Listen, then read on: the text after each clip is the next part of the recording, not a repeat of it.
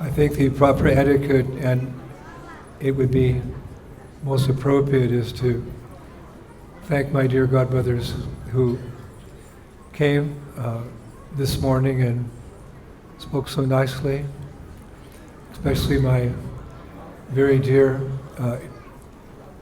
eternal friend and loving godbrother Bhakti Bringa Govinda Maharaj. I think he deserves another big round of applause.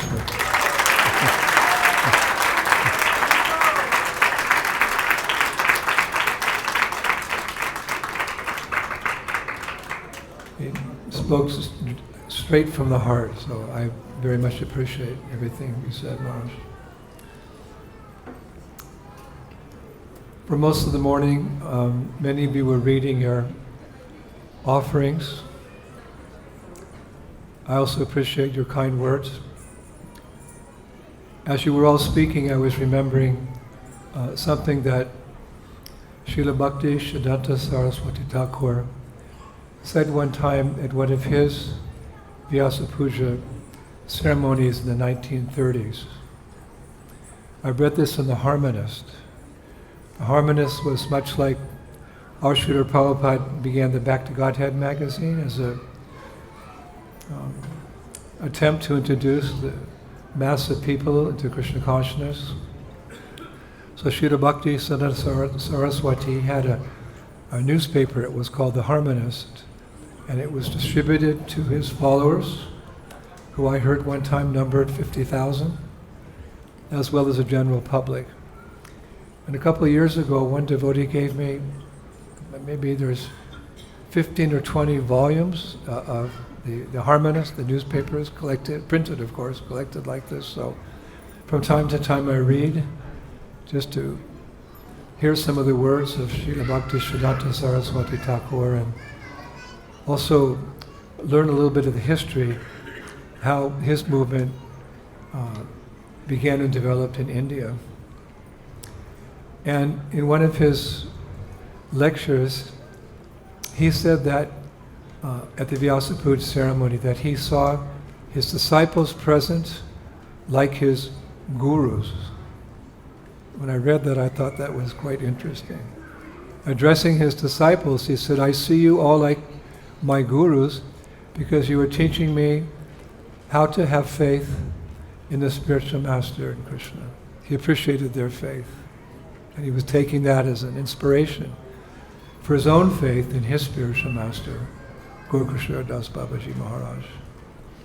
And at the end he quoted that famous verse, "Yasya Devi Para Bhaktir, Yatta Devi Tata Guru, Tasyaite Kahita Yarta, Prakashante Mahatmanaha." That only unto those great souls who have implicit faith in both the Lord and the spiritual master are all the imports of Vedic knowledge automatically revealed. So taking that cue, I also see you like my gurus today, because hearing your faith and your devotion, your love for me as your spiritual master inspired me to deepen my faith, my trust, and my service to my spiritual master, Srila Prabhupada. Srila Prabhupada is the founder Acharya of the International Society for Krishna Consciousness. We're all serving his lotus feet. Actually, his name is indicative of who he actually is. Because translated, Prabhupada means that master at whose feet all masters sit. Wonderful. Prabhupada means that master at whose feet all other masters sit. That's our Srila Prabhupada. So someone can say, how can you say such a thing? There's so many paths, there's so many spiritual masters, there's so many processes. How can you say that all the masters are meant to sit at Srila Prabhupada's lotus feet?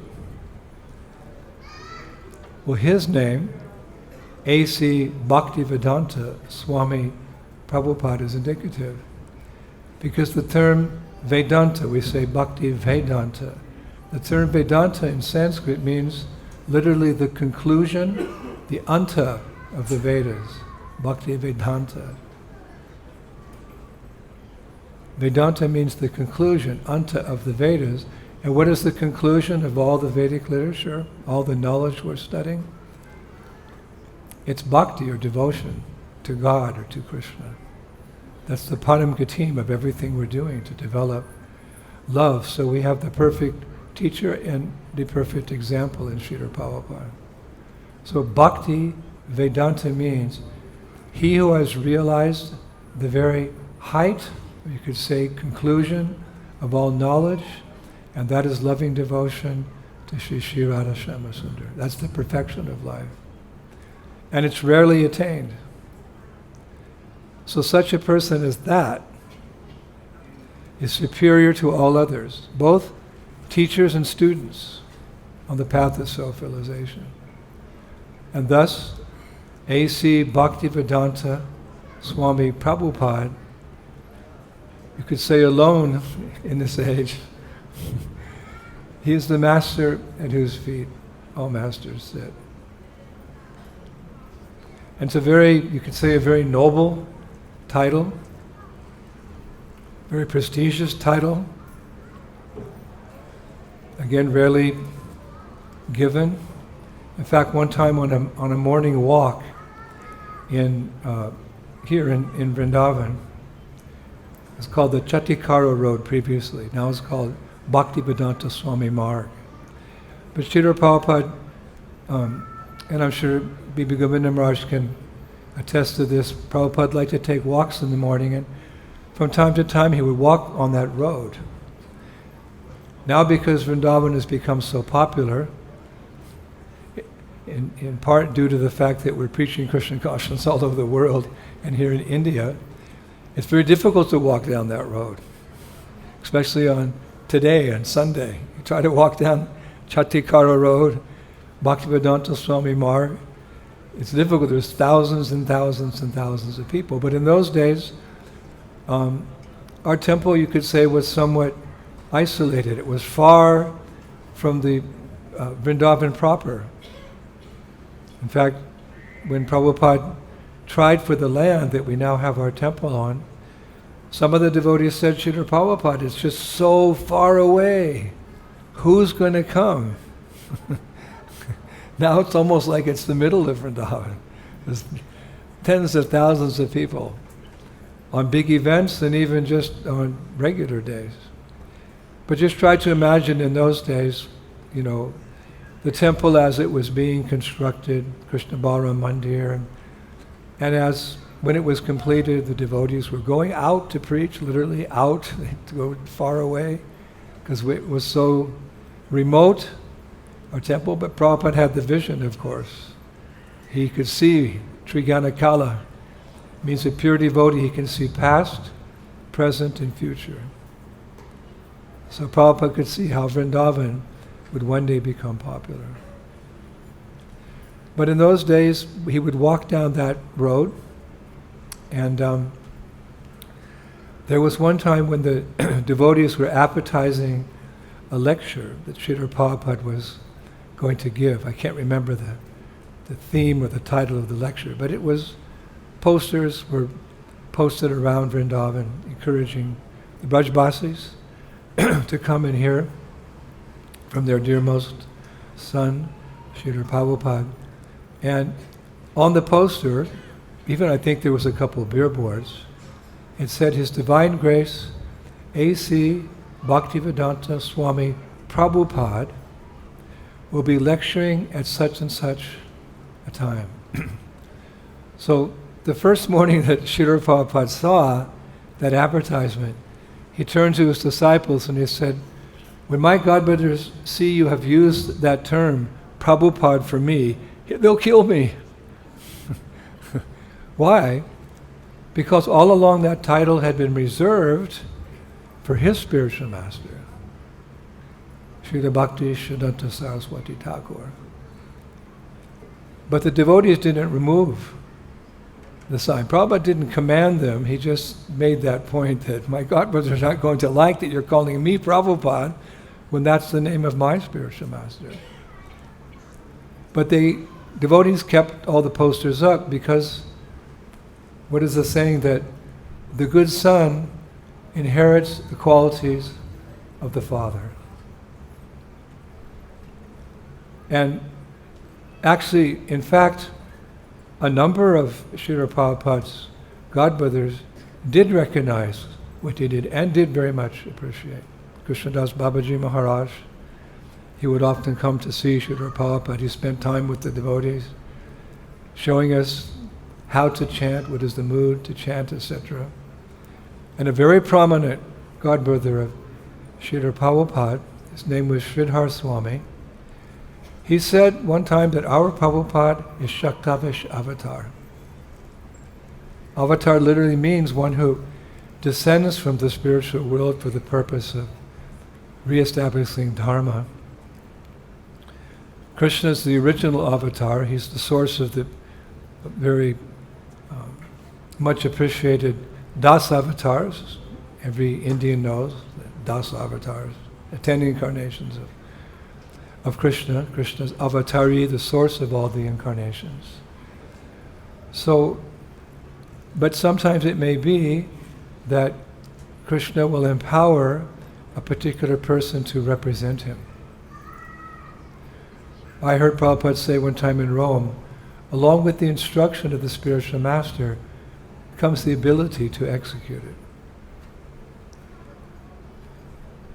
And one of my godbrothers who was acting as Prabhupada's secretary one time, he said that in a moment of intimacy, Prabhupada revealed the moment that Krishna asked him to come to this world.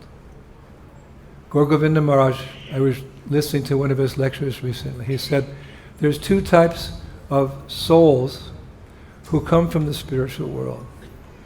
Two kinds come to the earth planet for preaching Krishna consciousness. He said one is the devotee who, understanding what's going on down here, it appears they're understanding, out of compassion, he leaves the spiritual world to preach. And Gaur Govinda Maharaj said the other soul who comes to this world to spread Krishna consciousness comes on the direct order of Krishna. So another godbrother told me that Prabhupada told him in a moment of intimacy that Krishna asked him, our Prabhupada, to come to the earth planet and preach Krishna consciousness. But Prabhupada said in the spiritual world, but I'm not so inclined towards austerities. So Krishna said, that's all right. You just go down and you spread this movement. You write books on the science of Krishna consciousness, and I will arrange everything for you. So in that way we can understand how dear our Srila Prabhupada is to Krishna. Because if you have an important mission, if you have an important work, you have an important business, something has to be done, it's urgent, and it's extremely important to you, then you pick your best man to go forward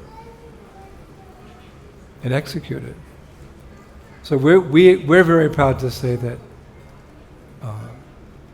Prabhupada was chosen in that way, and similarly he was the chosen son of Srila Bhakti Siddhanta Saraswati Thakur. We've heard how many times Srila Bhakti Siddhanta Saraswati Thakur chose Srila Prabhupada to go to the West.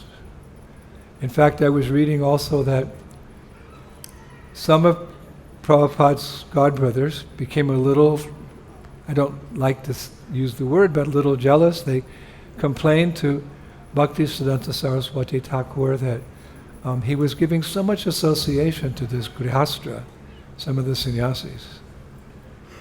They were saying, you're giving so much time to abide charan. What about us? We're the preachers.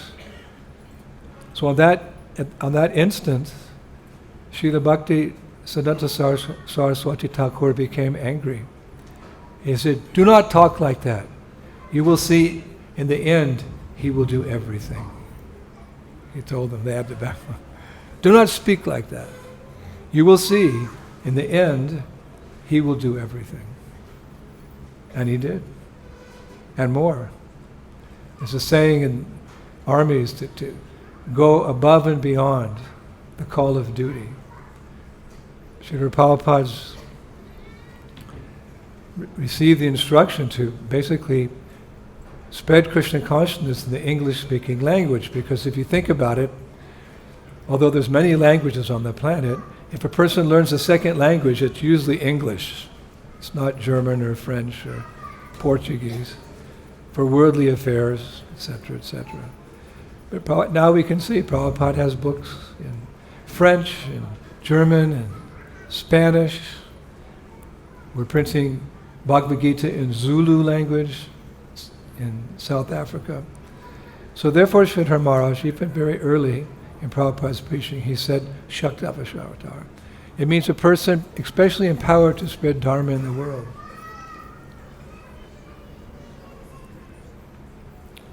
And our Srila Prabhupada knew the heart's desire of his spiritual master, Bhakti Siddhanta Saraswati Thakur. And thus he left at the ripe old age of 70.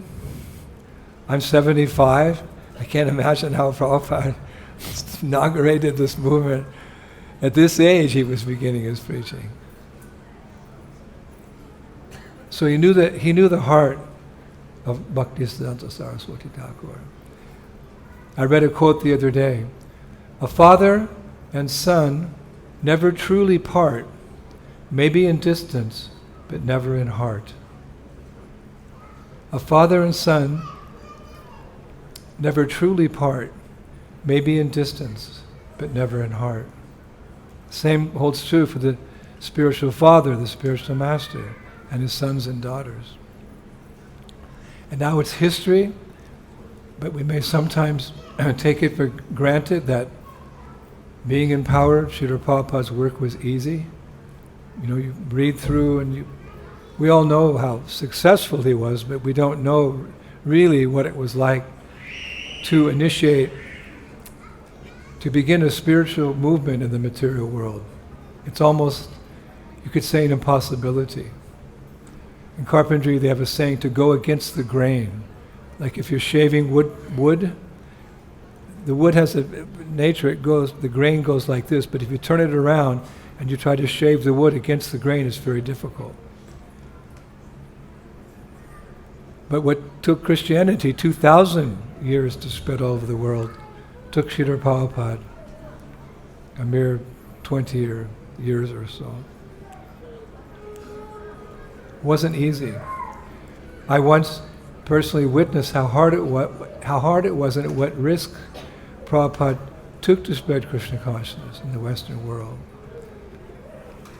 Prabhupada came to Paris in, I believe it was 1974, and we had arranged a big program for him in a very prestigious hall down near the Quartier Latin, it means the Latin Quarter, where that prestigious Sorbonne University is situated, and it's just it's like a student quarter, ultimately, you could say. And at that time, 1974, there was a rebellion of the French youth for all authority, practically speaking. They wanted to bring the government down.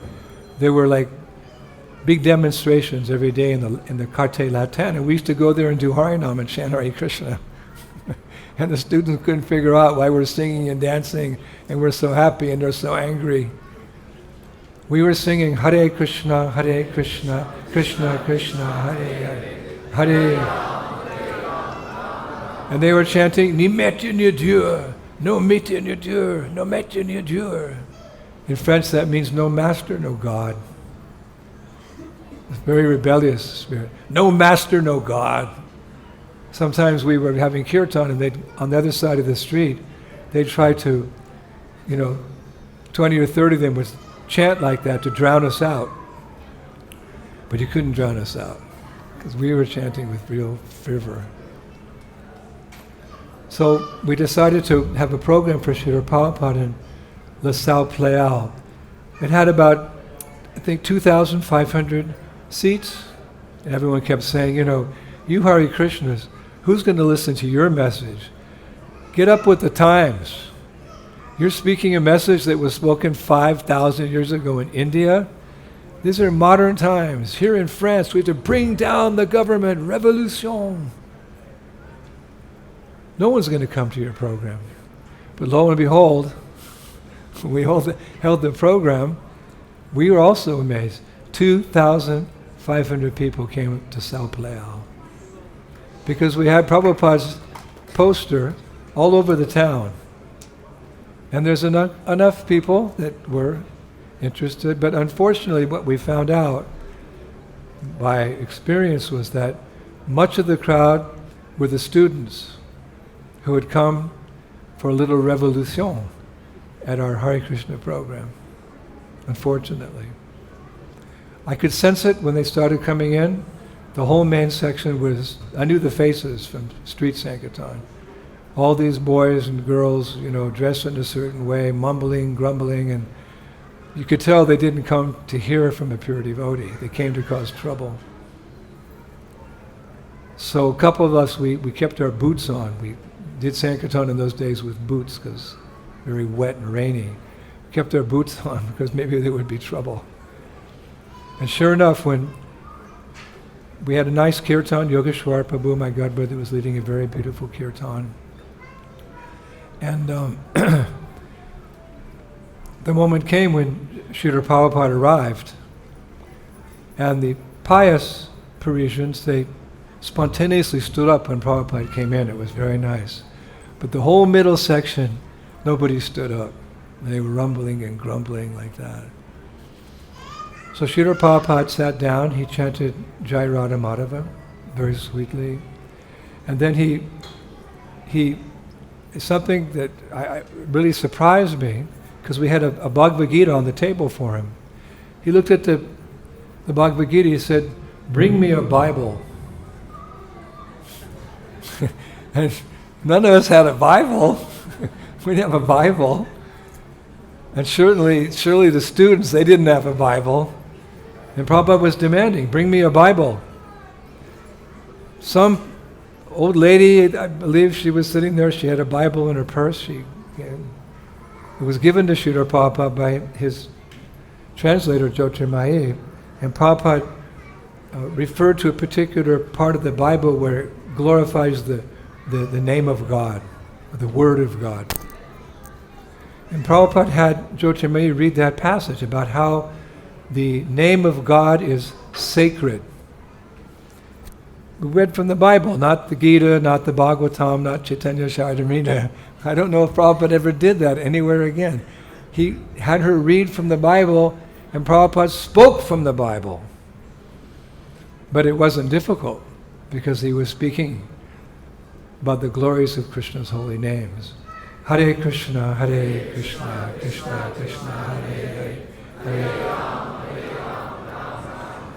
So Prabhupada was about 20 minutes into his lecture, glorifying the holy name, chanting different verses, speaking about Chaitanya Mahaprabhu as the Yuga Avatar who brought the chanting of Hare Krishna for you good Parisian citizens. And suddenly, this big group, there must have been 400, 500 students, partir, partir, partir, partir. They tried to drown out Srila Prabhupada. Partir, partir. It means down, on the ground, down. Get off the seat, they were saying. Get off the seat and sit on the ground. Because Prabhupada was on a big Vyasa. We made it like 3 times as big as this. And they didn't respect authority. Everyone's equal, everyone has a right to speak his mind, nobody's better than the other. Those in authority are exploiting us, which does happen in Kali Yuga. But they just couldn't stand anyone who thought that they, could sit in a big seat and tell them something. So partir, partir, and it was getting loud, and Prabhupada kept speaking very calmly. I was so impressed. I was getting all nervous, and then Prabhupada turned to Yogeshwar. He said, "What are they saying?" And Yogeshwar said, "They want you to get off the Vyasa Prabhupada and sit on the ground with them." So Prabhupada was defiant. He said, "You tell them that I'm speaking about Krishna, the Supreme Personality of Godhead, the most important person of all. And if any one of them thinks they can speak better about God, I will get off this Vyasa-san and listen to them. So Jyotirmayi, she gave that challenge to the audience. And they didn't think anyone goes, part there. And then one boy stood up, and he pulled out a knife. So there were some German devotees there. They'd also come for the program. I think that one boy's name was Mahavirya, I can't remember his name. So he, myself, and one other devotee, we jumped off the stage and we ran to where that boy was wielding the knife. And Mahavir was a big, tough, German devotee. Immediately disarmed that boy, took him to the ground. So we all picked him up. We twisted him and turned him. He put his arm, and we started taking him out. But the students were all supporting him, of course. And we got to the back of the hall, and some students came to fight, and more devotees came forward, and they backed off, and it was a very tense situation. Prabhupada was still speaking. Because in a hall of 2,500 people, there's a scuffle. It doesn't, not everyone's seeing it. But then I heard that Bhagavan Das and Yogeshwara, they could see trouble was brewing, so they asked Srila Prabhupada to finish his lecture and get up. So, although the Prabhupada only spoke for 20 minutes, he very casually, but with, determination, he said, so, as I was saying, this Hare Krishna mantra, this is the solution for all problems in the age of Kali. And he stood up, and they walked him through the back door. So at that moment, it had a big impression on me, how despite the difficulty, the challenge, the danger, Srila Prabhupada remained fixed, and he kept giving the message. And I was thinking at that moment, I want to be just like you, Srila Prabhupada, and help you simply spread this Krishna conscious movement wherever you send me in the world. And in that mood, one of my favorite quotes has always been from a Quaker. Quaker, you probably don't know Quakers. Quakers is a certain Christian denomination. They live very simply. Simple living with high thinking. In America, they have their farming communities. They live very simple. So one of their famous Quaker's name was Stephen Grellet, and he wrote as follows. One time I thought I would make it my mission statement. I'm just sharing it with you because most of you are my disciples, but there's that tendency, you make a mission statement, what you want to do or what you want to achieve in life, you write it down, a paragraph or two. So when I read Stephen Grellet, I thought, yes, this is what he wrote. I shall pass through this world but once. Any good, therefore, that I can do, or any kindness I can show to any human being, let me do it now. Let me not defer it or neglect it, for I shall not pass this way again. I'll read it again. I shall pass through this world but once. Any good, therefore, that I can do, or any kindness I can show to any human being, let me do it now. Let me not defer it or neglect it, for I shall not pass this way again. So beautiful. So, it's a good sentiment. He was a humanitarian, but under Srila Prabhupada's direction, we are all doing the ultimate good, isn't it? Prabhupada coined that phrase, spiritual welfare. If you look up a thesaurus or a dictionary or whatever, you won't see spiritual welfare. You'll read about humanitarian activities, distributing food, medicine, clothing, housing.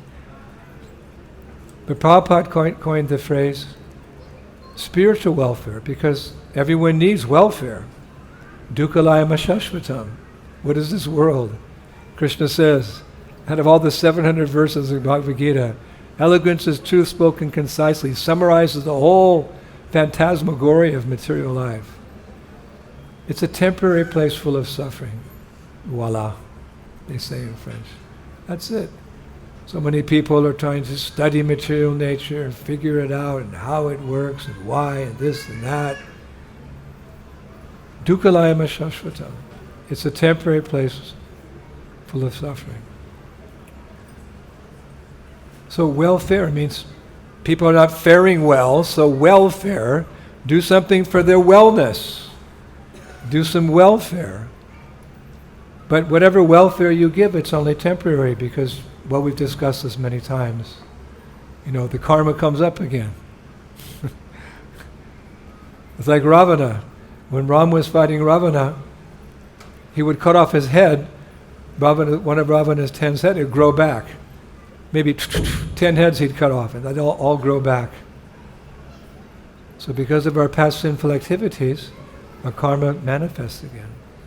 So it's a nice sentiment, but spiritual welfare, by distributing books, by chanting in public, holding festivals, establishing temples, farm communities, cow protection, we're teaching people a life where, by serving Krishna in various capacities and donating every one of our activities to Krishna, and whenever possible chanting Hare Krishna, Krishna Krishna, Hare Hare, Hare Rama, Hare Rama. Our love for Him will manifest, because love is reciprocal. In fact, Krishna loves us more than at this date we love Him. So He goes way out of His way. Every day He comes, the day of Brahma, He comes to remind us. So because we're making some attempt, He notices. Prabhupada said one time in Los Angeles that if Srimati Radharani sees a new devotee coming in and taking up Krishna consciousness, then Prabhupada says, she says to Krishna, you see, there's one nice young boy, one nice young girl, just starting to serve, please give them your mercy. So therefore we appeal to her first. Hare Krishna, Krishna Krishna, Hare Rama. Dear Shri Radhika, you are the tender-hearted, compassionate, Ladini Shakti, pleasure potency of Krishna. O you personified, you please introduce me to your beloved Lord. So that's the solution to all problems. We're showing people the way home. And like Srila Prabhupada, it's often not easy for us. Because as we know, there's enemies. Everyone has experienced, because Padma Purana says there's two types of created beings in this world, the divine and the demoniac. And whereas the divine take great pleasure in helping others, the demoniac take great pleasure in exploiting others. So even though we're innocent in our endeavors to spread Krishna consciousness, there may be opposition, or there's also opposition from within. There's that saying, I am my own worst enemy. Because we maintain, those desires which are adverse to pure devotional service. Somehow we hang on, lust, anger, and greed. I'm my own worst enemy. But we have to persevere in purifying ourselves, and we have to persevere in spreading this Krishna consciousness movement. And if we do so, Prabhupada will bless us. Because we took up his mission, which was his spiritual master's mission, which was his spiritual master's, all the way back to Krishna. And we're not asking anything in return. So they appreciate that. That's Amala Bhakti. Just let me serve you. Imagine if you went to some company, they're advertising, help wanted, and you go in and you take the interview, and they may pose the question, well, what kind of salary are you expecting? And you say, I don't want any salary. I just want to work for your company because I know it gives pleasure to you. Who does that? Who goes to a workforce and says, I'll just serve you for free? And if you would do something like that, there are people like that. They appreciate some companies, so they'll work for free for a while, or some cause they'll work for free, political cause, humanitarian cause. They're very much appreciated. So how much more if a devotee works his whole life for Krishna, not expecting anything in return. Na dhanam na janam na sundarim kavacham bhada kadisha kamaye mama janmani ishware bhavata bhaktiya. Krishna, Mahaprabhu, Prabhupada, I don't want any material wealth. I'm not interested in illicit activity with the opposite sex. I don't want name or fame. I just want your causeless devotional service, birth after birth. If we can develop that mentality gradually in Krishna consciousness, the Lord reciprocates fully. He'll even give himself to you. That's why pure devotional service is rare, because, well, you've got Krishna under your thumb, like Radharani. She doesn't do what Krishna says. Krishna does what Mati Radharani says, because he's controlled by her love. It's a very beautiful thing. So we're trying for that, Braja Bhakti. By gradual purification, that love will come because it's already in our hearts. Rupa Goswami makes it very clear that pure devotional service is not something that you have to search for, find somewhere or purchase. It's already there in your heart. It's just a question of purification. And it comes by blessings. Most of our progress, to be quite frank, in Krishna consciousness comes by blessings. Like one time, Prabhupada was leading kirtan in the London temple, Seven Bury place. After the kirtan, devotees were jumping and dancing and twirling. And then after the kirtan, Prabhupada paused and he said, "Did you see them?" And devotees said, "Who?" Prabhupada said, "Lord Brahma and Narada Muni." "No, we didn't see them." Prabhupada said, "Yes, they were dancing in the Sankirtan movement of Chaitanya Mahaprabhu." That's a recorded conversation. So one devotee said, "Prabhupada, did they notice us?" And Prabhupada said, "Yes, they were laughing a little because you're like Kali Yuga devotees." That comment wasn't meant to discourage us, but to rather encourage us that we're devotees, and by Prabhupada's mercy, we're dancing with the demigods. What is our good fortune? So therefore, we are who we are, like Prabhupada said one time. Just as Lord Ramachandra conquered Lanka with monkeys and bears, I'm conquering the world by my disciples. But he loved his disciples. When Prabhupada desired association, it wasn't that he went back to India and sought out some saintly persons or even necessarily the Gaudiya Math. He liked to be with his disciples because he could see that they were sincere in their awakening of bhakti.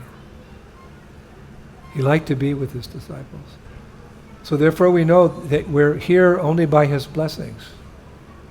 Each and every person, whether a disciple of Srila Prabhupada or a disciple of Srila Prabhupada or a disciple of disciple, it's all because of our founder Acharya Srila Prabhupada. So therefore, the great poet, Surdas, we gave a lecture recently about Surdas, such a wonderful devotee. He wrote in Brajbas language, "Aisi kon kare guru bin, malatilaka manohara banika, laye shira chatte dhare, bhavasagarate bhu bhatarake. Tipaka hate laye sura sham prabhu, aise samrata shanami laya udare. So beautiful. I offer my obeisances to my spiritual master, who gave me beautiful kantimala, effulgent tilak, the beautiful form of devotee, and who offered me his shelter. In one of his hands, he is holding my hand, and with his other hand, he is holding the lamp of knowledge, which helps me to cross over the dark ocean of the material world. Surdas says, my Guru deserves the greatest respect, because only he can rescue one in the blinking of an eye. Therefore, I bow down to him again and again and again. So, by assisting Srila Prabhupada in adversity, either, conquering over whatever doubt a devotee may have, or whatever procrastination or laziness may come there, we're trying to conquer over these things. We're trying to push forward the Sankirtan movement, whatever adversity is there. We're getting his mercy. He appreciates. Just like a small child takes its first step. Who in the world cares? Some baby takes its first step. But the father and mother care. In the same way, the spiritual master takes great pleasure in seeing the initial steps forward on the path of devotion. There's that photograph of Srila Prabhupada, when he was at Sally Agarwal's house, and the little son Bridge, they named him Bridge, or Braj. Interesting. Prabhupada was in the living room when little Bridge took his first step, and there's that photograph. Prabhupada's eyes are very wide, and he's smiling, and he's reaching out to hold his hand. Or Tamal Krishna Maharaj, when he was, for some time he was overseeing the construction of the Krishna Balaram Mandir, just for some time. Many senior men were helping there, Surabi Maharaj, etc. And T.K. Jesus was a Sankirtan devotee. He told me one time, I can turn any lecture into any verse from Srimad Bhagavatam into a Sankirtan class. Oh, really? Okay. Real Sankirtan devotee. So, but he was in charge of, initial stages of construction, or he's there helping. That was his duty there. And Prabhupada came to visit the site, and Tamal Krishna Maharaj got to complain to Prabhupada. All day long I'm thinking about, checking the cement to make sure they're not cheating on the quality, and they're not stealing this, or they're not using bad water, or they're sleeping on the job. He said, I'm just thinking about construction and cement and bad water and illness all day long. And Prabhupada said, that's all right. This is the temple glorifying Radha and Krishna. It will come up. And if you just give yourself to this type of work day after day after day, at the end of your life, Srila Bhaktivinoda Thakur will come and take you home. Tamal Krishna Goswami ki, Surabi Maharaj ki. Actually, we can never fully appreciate all the mercy we're receiving from our spiritual master, because we are like children, or let us say infants in spiritual life. What can a child know about the kindness of their parents? It takes time. It wasn't until I was in my 20s I actually said to Mom, hey Mom, thanks for everything you did for me. When I was younger, she'd ask me to wash the dishes. No! She'd say, Brian, don't you know how many times I changed your diapers? But it took me time, some maturity, to really appreciate who my mother and father were. So although we have genuine affection for Hari Guru and Vaishnava, we're looking forward to that day when it's fully manifest. When we say Vancha Kalpaturu Vyasa Kripa Sindhu Vacha Patitanam Bhavanim, we really mean it. Not like for you, but not you. For all the Vaishnavas in the past, in the present, in the future, if we can say that, or have that love for our spiritual master, have that divine love for Radha and Krishna. we're just like, our eyes are just beginning to open. Oma gyantimirandasya. He who takes the scalpel of knowledge and opens their eyes to see things as they are. We're praying to our spiritual master. We don't want to remain blind to everything spiritual. So we're receiving, because we're children, we may not see what is the mercy that we're inheriting by being members of this august Sampradaya, Brahma Gaudiya Vaishnava Sampradaya. Well, to make it easier for us, Sri Raghunath Das Goswami has kindly detailed all the mercy, or much of the mercy, that we're experiencing, so we can appreciate. Many of you know, he wrote, I bow down to the beautiful lotus feet of my spiritual master, by whose causeless mercy I have obtained the supreme holy name. The holy name is everything. It's our be-all and end-all of existence.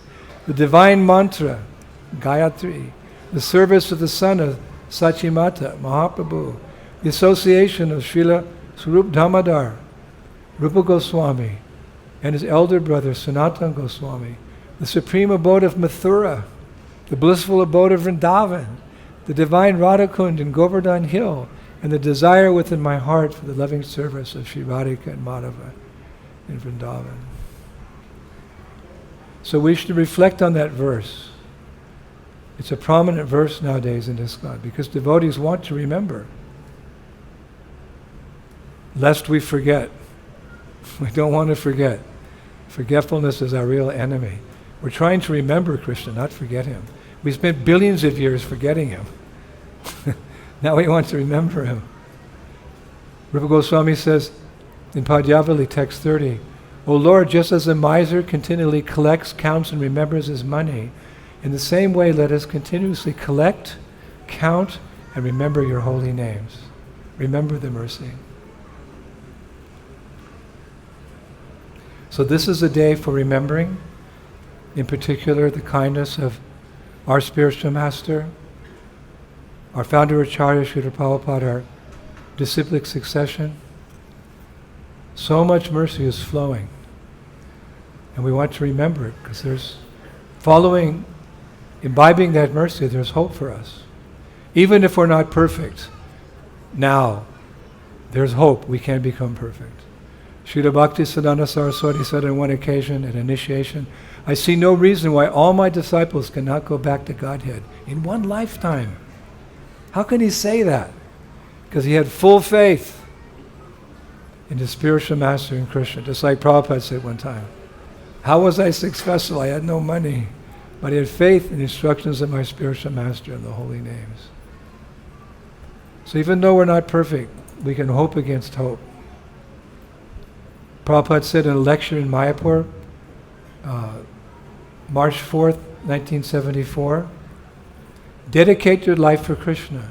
That is perfection. Even if there are some faults, dedicated life is noble life. We maybe due to our past habits, we may commit some faulty action. We may make some mistake. There may be fall down. But dedicated life is sublime. So don't give up. Wow.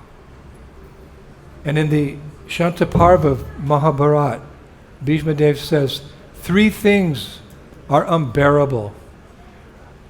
The eyes of a snake, the eyes of a rishi, and the eyes of the afflicted. If they look at you, unbearable. If a snake is looking at you. The eyes of a rishi can be very ferocious. Rishis are very intense persons. And it's difficult to look into the eyes of the afflicted. But conversely, he says 3 things give solace.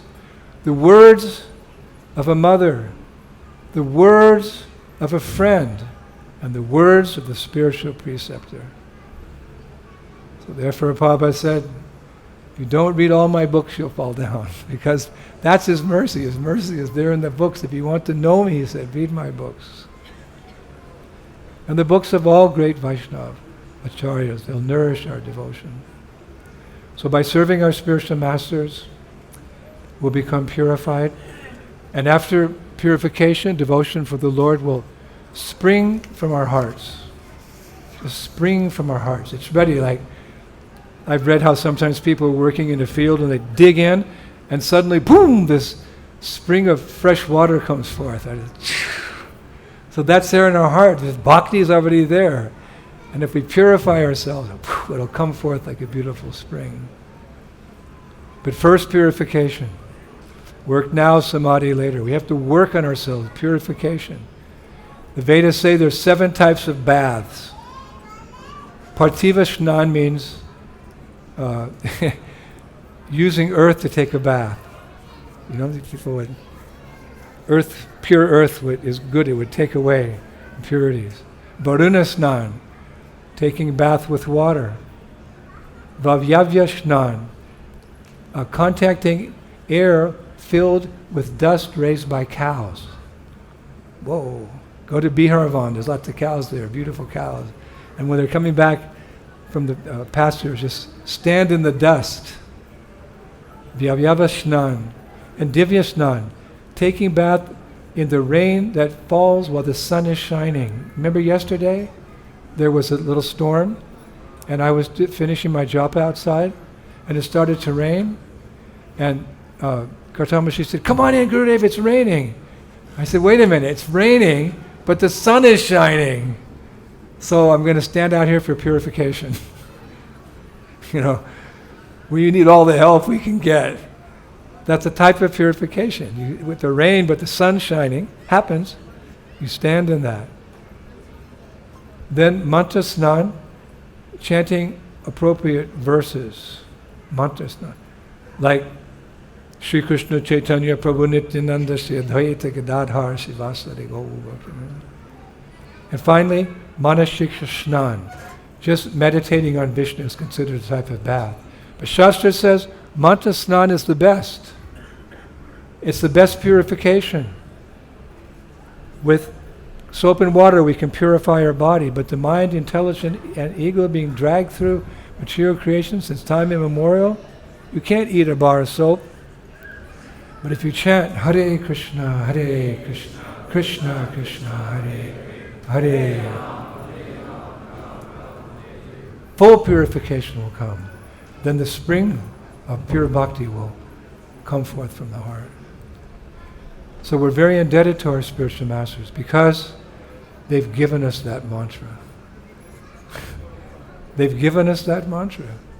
The panacea for all problems in this world, and what's more, for awakening our love for Radha Shyam and going back and joining their leelas in the spiritual, all from that Maha Mantra. The mantra is so powerful, anyone hears it, even if he's a degraded soul, he'll get some purification. Even Nambas, unconscious chanting, brings something. But to get prema, you have to be initiated into the mantra.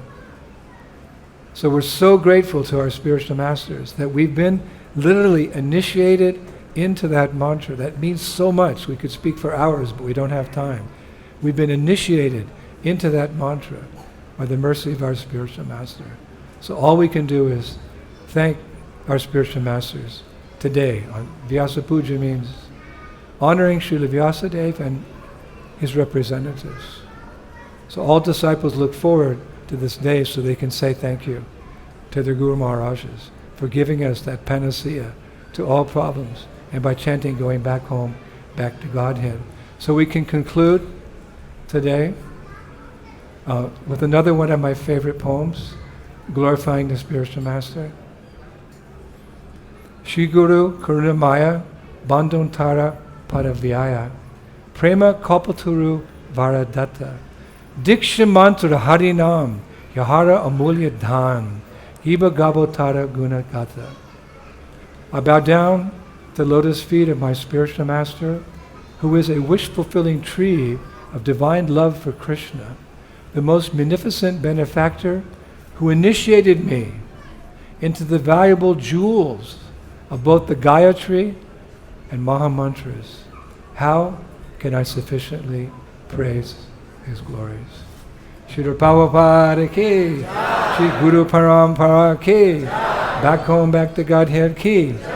Take everybody with us. K. Go Premanande. Jai Jai Sri Radhe. Jai Jai Sri Radhe. Jai Jai Sri Radhe.